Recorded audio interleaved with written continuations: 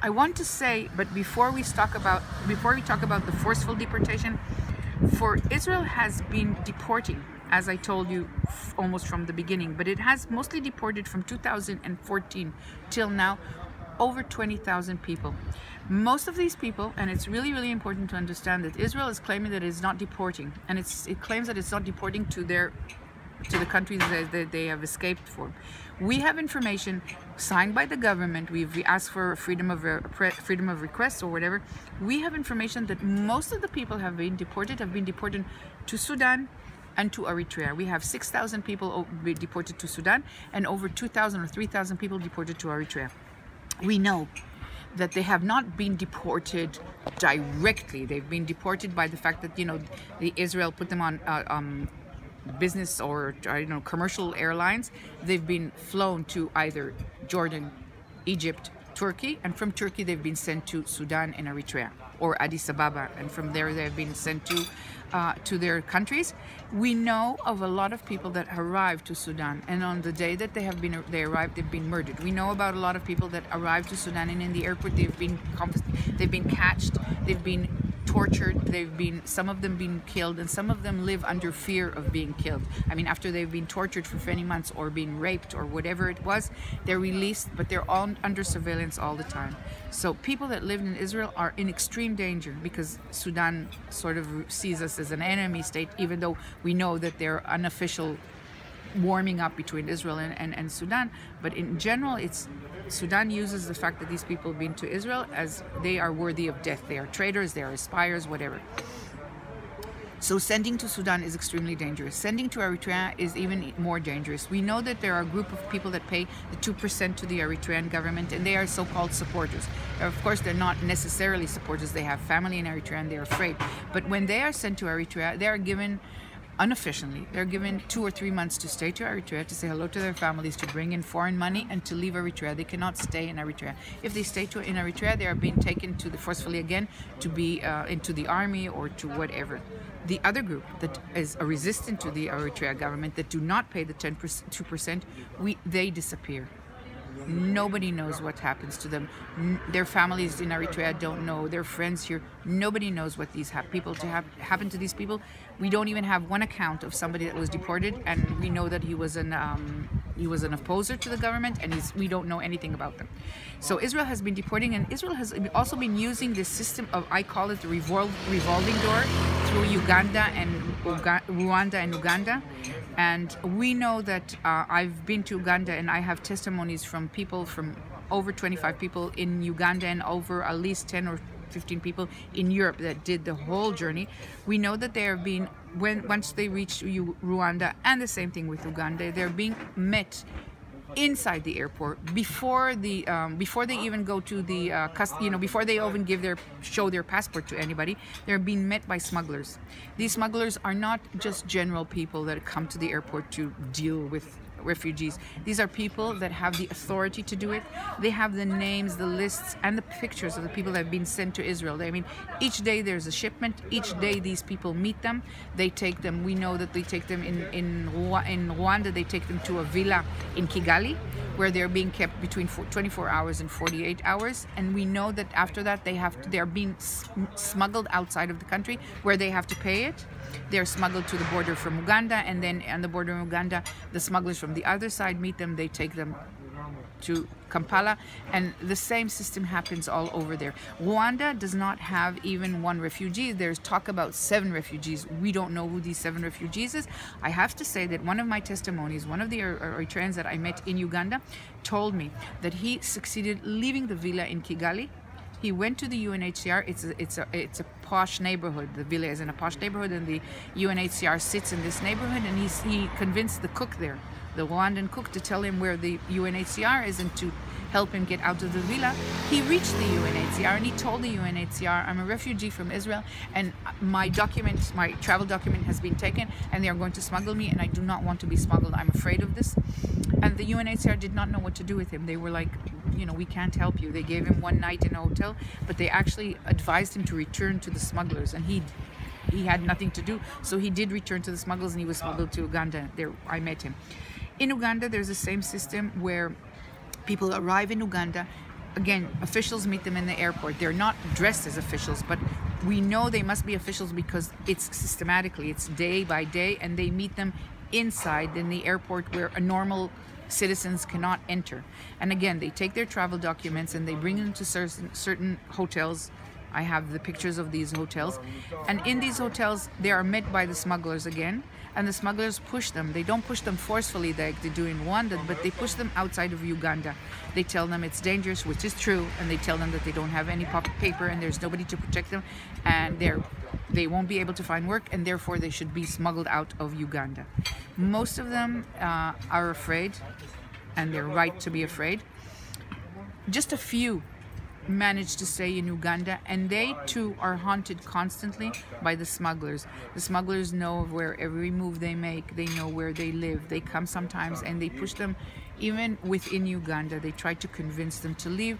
We have reports of somebody that is an asylum seeker that is in Israel, that he's received the B1 in Israel, so he can travel. We know that he probably is involved in building this network of smugglers, and 6 different people in Uganda told me that he has approached them once he was in Uganda, and a guy from Israel, and he also convinced to help them to be smuggled out of Uganda.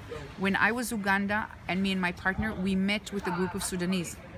We met with individuals that told us the testimonies, but what we were really trying to understand, what is the push factor in Uganda? Why are they being pushed when we know that Uganda was more or less welcoming to refugees?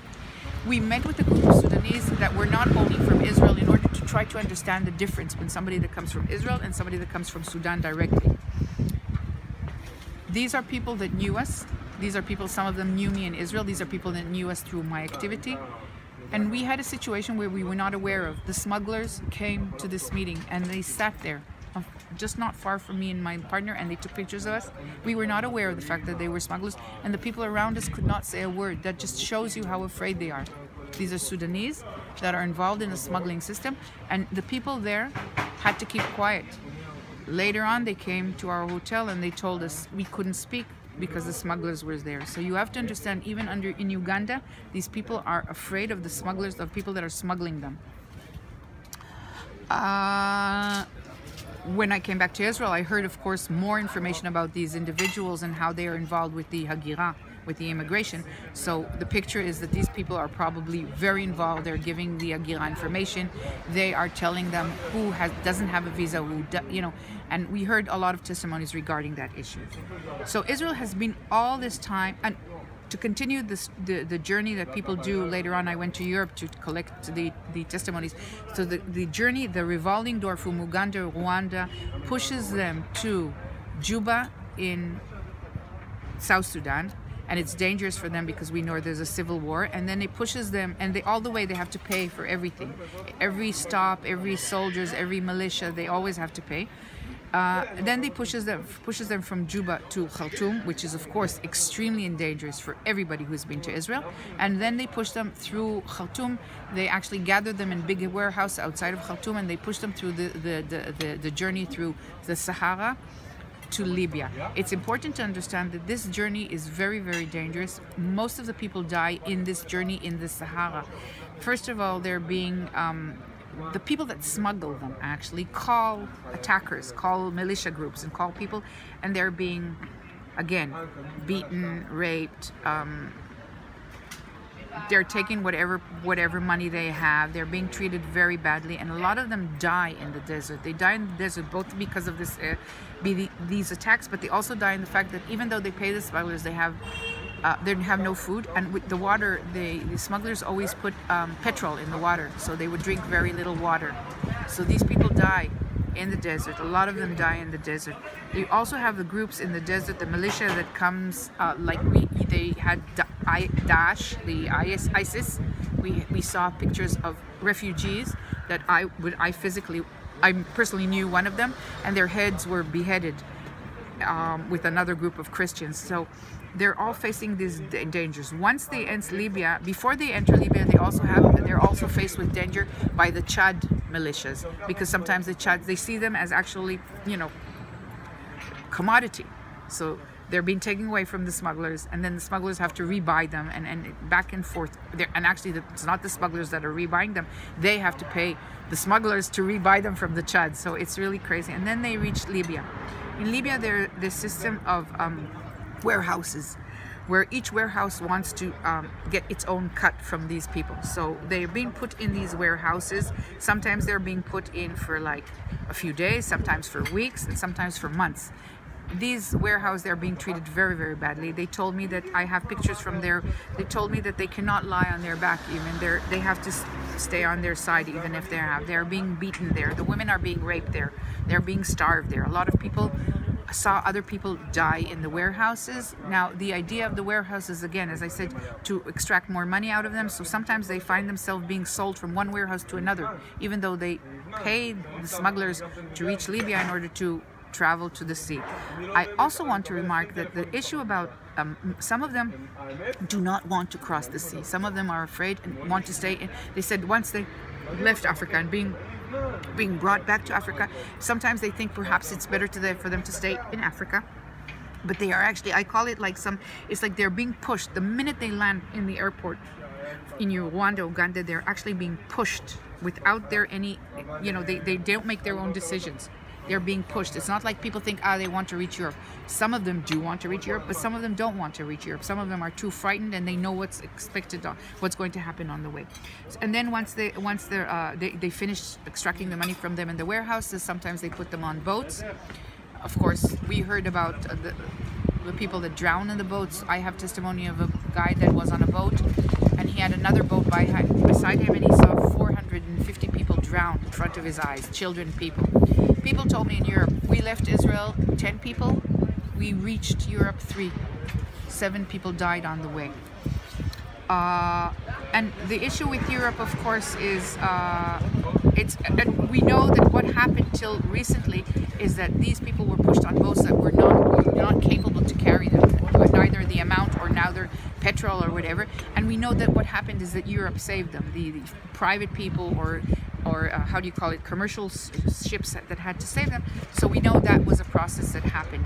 We know, and the other thing is, just to finish, the journey does not end once you reach, of course, Italy. Most of them escape Italy. Most of them do whatever they can to escape Italy, but they don't want to register under the Dublin Convention. They don't want to register, so they try to push out of Italy. Sometimes they're being caught, returned, but most of the people that I know have succeeded to leave Italy, to run to whether it's Holland, Swiss, Germany, or France. So this journey is a journey that's been happening, going on for a few years. We know now that the European Union has paid billions of euro in order to Tunis, Libya, and Egypt to prevent these refugees from coming. So if the numbers were last year, before Europe closed its gates, 87,000 people, we know that this year only 33,000 people have succeeded to reach Europe. We know that the numbers of the drowning are enormous. We know that people that are leaving Libya now are being picked up from commercial boats, but boats that Italy sold to Libya, and these boats take them back to camps in Libya. So what we understand is the border is closed. We know that what has been happening in the last few months is that people are being sold in Libya. I think everybody saw these reports, but they're being sold as slaves. They're being sold into the sex industry or whatever. We know that they're being tormented. I've seen videos that are unbelievable where they're being tormented, I think, again, to extract money from the families in order to have them released from the hell that Libya has become. The hell that Libya has become in Europe money. We know also that Europe pays a lot of money to the Sudanese government, to al-Bashir, in order for him to already catch the Eritreans that leave Eritrea and to send them back to Eritrea. We know that the involvement of Europe within Africa is much deeper only than the border. It's not only stopping people in the border. We know it's active inside these countries and inside these regimes to prevent asylum seekers coming to Europe.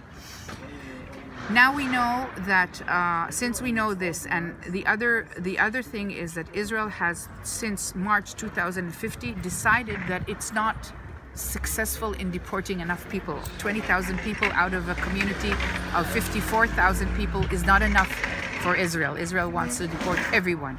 So after, you know, all the Supreme Court saying that you cannot detain people for indefinite, and then you cannot detain people over 20 months, and then the Supreme Court back and forth with the Israeli government, the government decided that it's going to attack it through the law of entry through Israel. If Israel used to deport Israel through the law of anti-infiltration law, it changed its avenue, and it says we are going to deport them under the law of entry of Israel, where every sovereign country is allowed to tell a person that entered Israel that he's not legal. He can be detained until he's willing to leave. So Israel is using that law, and the trick about using that law is it's very smart, because we cannot take it to the Supreme Court. It's not a law that has been renewed. The anti-infiltration law has been renewed, so it could be taken to the Supreme Court to say it's not according to the constitutional law of respect of the human rights. This we cannot say anything. We can't attack it. So they're using it, and what they're claiming is that they will now, and it went back and forth to the court, and it didn't reach exactly the Supreme Court, it reached the higher court. So it went to the county court, and then it reached the higher court, but not the Supreme Court. And basically what the judges said, that is, there's no problem to deport people, infiltrators, to deport people from Israel. The only issue that the Supreme Court had in September was the fact, in August I believe it was, the fact that Rwanda, or the third country, because we weren't allowed to say the name, the third country has not accepted to receive people that were forcefully deported.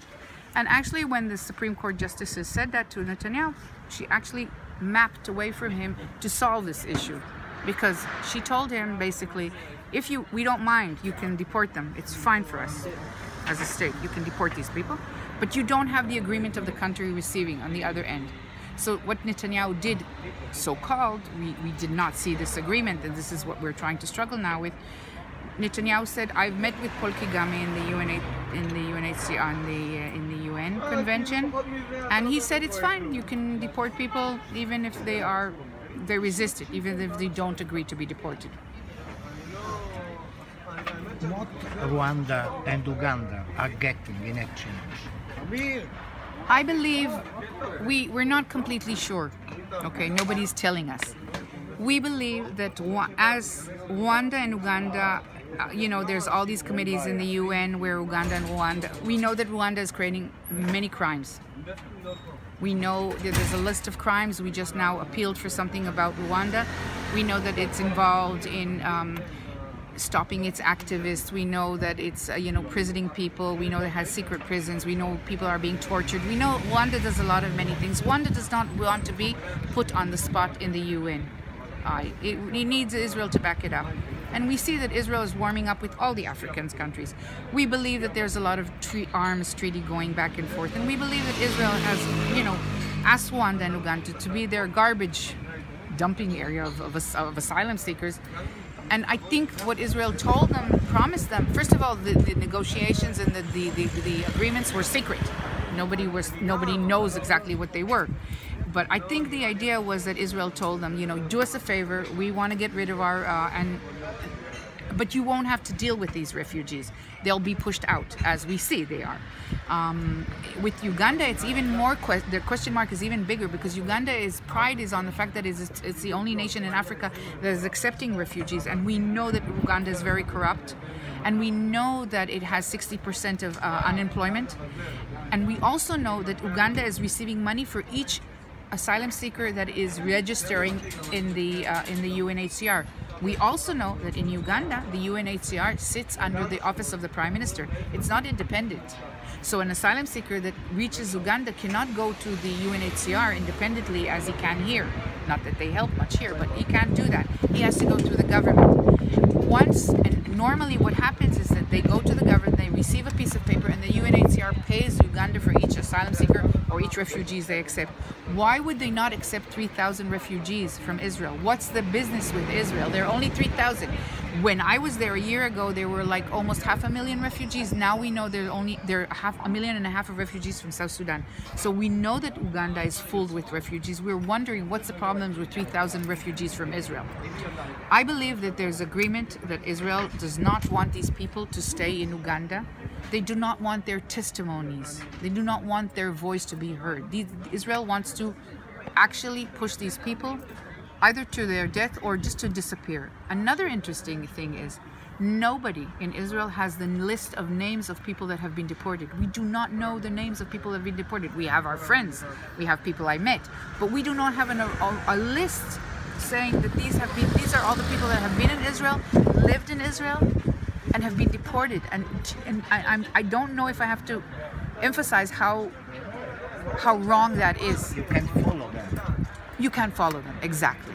And when we try to follow them, I have to do it in a personal base, as you saw, and I have to rely on my connections with the community to try and find them.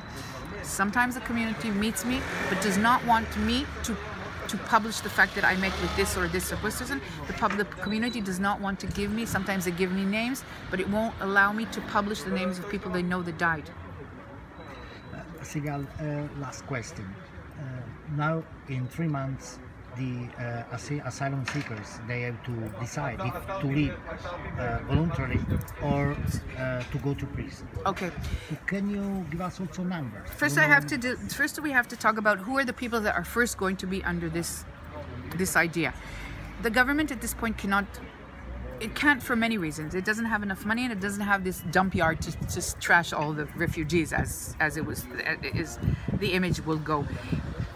The idea at this point, first of all, you have to understand, Israel has always worked on a policy of creating fear and knowledge that people don't know what's happening, okay? So it's spreading out a lot of lies. My message to the community is, don't panic at this point. Israeli government is panicking you and trying to cause you to leave on your own. They're saying that if they won't leave in the 3 months, they will not receive the $3,500. There's all these lies that the Israeli government is always pushing out to cause panic. The people that are going to be deported, and which are deported almost anyway, are those that their asylum seekers, their RSD request has been rejected, or those who have not submitted an RSD form, okay? These are the first people that are going to be deported. The numbers. I think they're not going to deport the South. They're not going to deport the Darfurians. They're going to deport the asylum seekers from the Nuba Mountains.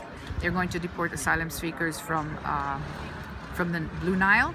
Most of them have submitted an RSD, so I think that community is safe. So we're talking about the Eritreans. If you have 27,000 Eritreans and you have at least 7,000 women, and they're married, so you know a group of them, let's say 14,000, are not under. These are numbers that my figure is, okay? It's not official. We know that 14,000 people have have submitted their RSDs, and we know that half of them have been rejected. I don't know the numbers of those who have been rejected, as I told you, because of the issue of the year or the issue of the army invasion. So I'm not completely sure about the numbers. We're talking about a few thousand at this point. Those, as I said, there was rejected, and those who have not submitted their RSD forms. My belief, this is my personal belief, and this is what I'm telling the refugees, and it's based on my belief and my experience with the Israeli government, and we see it already in the articles surfacing. Israel cannot deport a few thousand at this point to Rwanda, Uganda. Uganda, I don't know if you just saw the newspaper in The Guardian. The Uganda's officials say they're baffled by Israel saying that they have agreements. They don't know what agreements Israel has with them. And as when I was in Uganda, I met one of the officials in the OPM. We went to meet him, and we didn't exactly tell him what we were and who we were, but I think he knew because we were followed. And one of the things we tried to ask him why, we tried to see an overview how refugees in Uganda are treating, and then we ended up asking him, but what is the difference with refugees coming from Israel? And the only thing he was willing to say is, we believe in sharing the burden. That was his only answer, and he ended the interview. He did not want to continue. So I don't think Uganda will accept, and Rwanda at this point is not capable of accepting. There's no base to accept these refugees there. Also, because Israel claimed, and nobody said who claimed it, this is also the way of the fake news, Israel said that they will pay $5,000 for each refugee that will be accepted. This, by the way, changes the agreement, so we think the agreement has to be opened. But what does that mean? Why would you pay the government $5,000? Are you selling refugees to Uganda? What's happening? I think the embarrassment will be too great for Rwanda. I think what we will see is we're going to see the continued trickle down. Every day you're going to have 4 or 10 people sent to Rwanda, Uganda. This is how, and of course, you're going to see people send secretly. It's not, when I say you're going to see, this is going to happen, but we're not going to see it as public. One of the great ideas about this deportation is we as public, we are not going to see it. I call it the quiet deportation. We don't see this deportation. It happens without us seeing.